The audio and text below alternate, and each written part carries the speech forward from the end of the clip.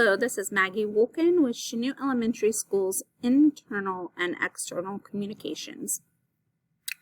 You can see here on the first page that I have on the left side our internal, and on the left side I have our external. We are going to begin this evening with our internal, and we would begin by communicating with students, and then we would build into our administration team, which includes a head principal, assistant principal, and the SRO officer. Then we would communicate with licensed staff, which I just put everybody that is in the building that is certified teacher, which includes the general education teacher, the special education team, which also includes the speech language pathologist, the OT, the PT, school psychologist, and the social worker. Instructional coach, we have a reading coach here at Chanute Elementary School, and then we have specials teachers. We have a care team here at Chanute Elementary School that we also communicate through, which is the counselor. We have a mental health team here in within our building that pulls children for therapy and supports us within the classroom setting throughout the school year. We have our nutritional wellness program through the cafeteria in the school building and the nurse, and then we also have a program called Communities in School. This program is also based here at the elementary school. Our specials teachers include a PE, art, library, and music teachers. We have 2 teachers per subject in that area. Then we have our classified staff, which would include all aides. K1 has an aide for every single classroom, and then we have building aides that assist 2-5, and they have a designated time that they are within each classroom. And then we have title aides that provide push-in and pull-out time throughout the day. And then we have the USD 413 district office, which has our superintendent, assistant superintendent, and our human resource office. Externally, we communicate with our families and students. We have multiple community groups that we communicate with, including some church groups. Some of those church groups meet weekly within our school buildings. We have a Birth to 3 program.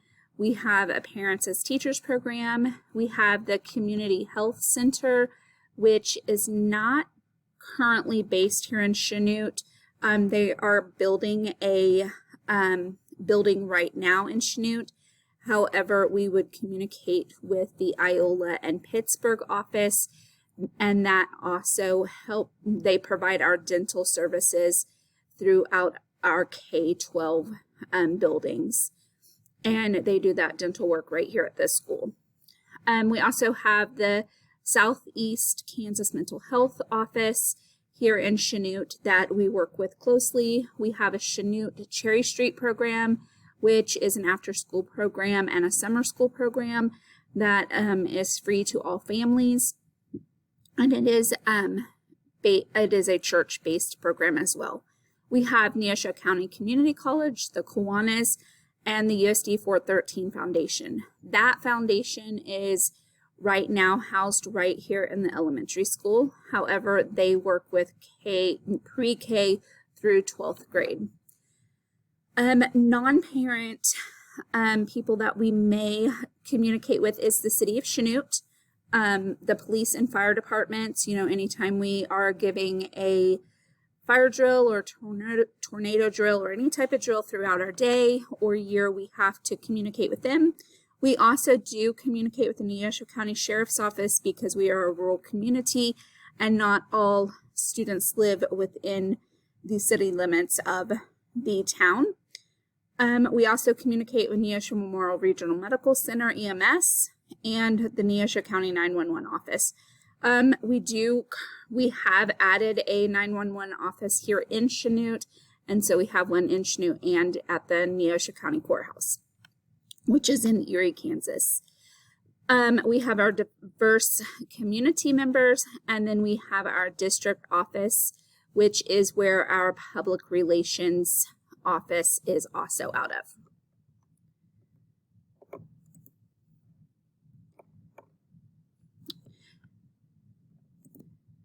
Now let's discuss how we distribute communication towards each of those areas. We do currently offer communication through oral, written, and digital forms. When we are discussing with parents, we do lots of face-to-face, so that would be oral communication. Of course, our students are orally communicating with us every single day. All staff tend to try to orally communicate with one another throughout the day. However, we do have a very large building, and I will honestly say that once I get down to the kindergarten hallway, I may not ever see a 5th grade teacher, so I would need to communicate with them in other ways. However, we do each have a phone in our classroom, so we could orally communicate through phone calls. Our SRO officer is around the building, and if we ever did need to reach him, we could call him throughout the day. All admin teams are within the building and are open for face-to-face communication, and they are in and out of our classroom. Other schools, we do discuss things with our community college and even with our preschool and our middle school and high school, so we are orally communicating with them as well. And then we have community groups. Not very often would I communicate with a community group orally. However, they do visit our classroom occasionally, so they are able to visit us face-to-face. Our superintendent and assistant superintendent is in and out of our building and our classrooms, so the kids know who they are and they are familiar with them when they are face-to-face. Our Board of Education provides a monthly meeting that is face-to-face, and anyone in the public may attend that. So that is an oral communication. Some written forms of communication can be found through parents and families. You know, sometimes I will see written letters in our daily communication folders. All staff have mailboxes here at the elementary school, so we can put paper copies of things within their mailboxes. Our SRO officer does provide us with some written reports that may concern students surrounding events that may have taken place out into the community. Our admin team and central office does also provide us copies of written forms, and our public relations does provide any and all written articles for the newspapers. Our digital, we are going to communicate with everyone that we communicated with oral and written communication. We're also going to communicate with them with our digital form of communication as well. We do provide a written documentation for our diverse community because this does allow us to translate it into other languages, and then we do communicate with local businesses and by sending email and calendar invites of things that we would like them to attend here at in our classrooms. We do not have very many ways of communicating with our diverse populations. We do have 2 interpreters within our district. Last week I reported that we only had 1. However, I have since learned that we do have a new one at the high school level. And so we have one that would attend 6th through 12th grade meetings, and then we have one here at the elementary school that works in the 1st grade hallway that can make phone calls home for us, and we can also have her attend any face-to-face meetings with us. We also provide written papers that are translated into the language that they are needing. One thing that we have currently provided for our families here at Chanute Elementary School is we are currently starting the One Book One School this week, and this year they did provide each family that has 2 languages in the home. They have provided a copy of the book in both English and Spanish for their families.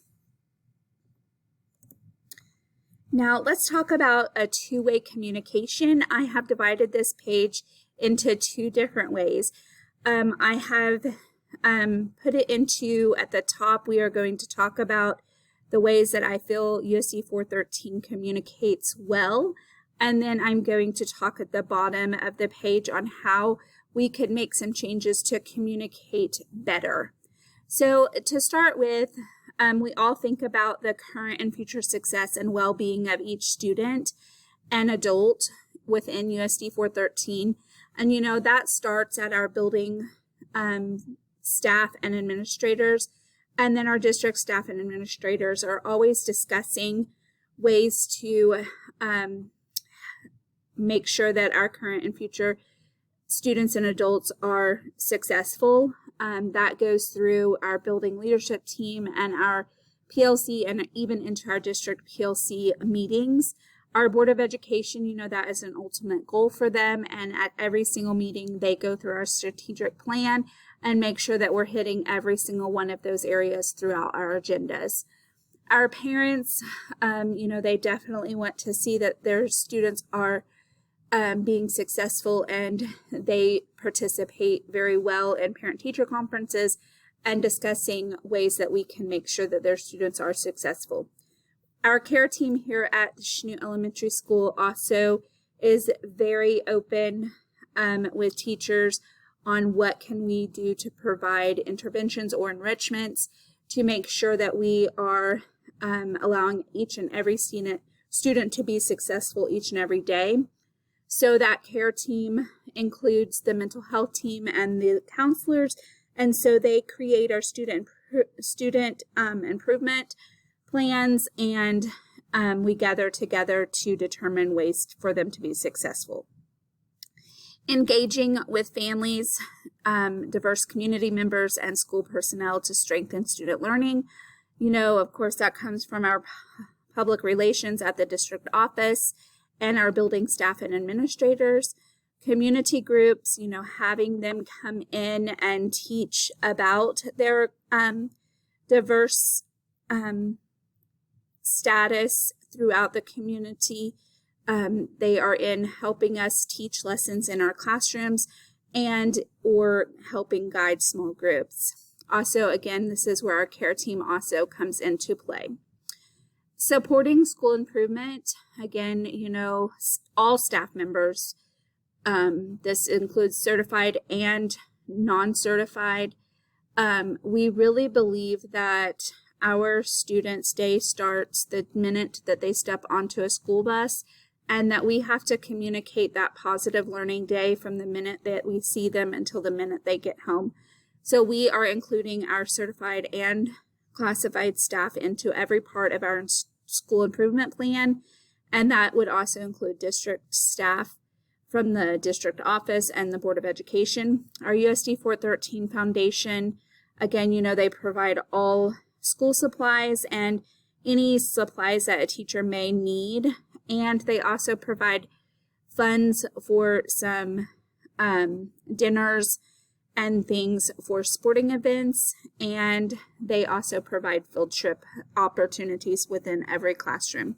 Again, that care team, they are important in every aspect of our students' well-being, and when our students are being successful and we are taking care of the whole child, then we are successfully building a school improvement plan that is supporting each and every person within our district.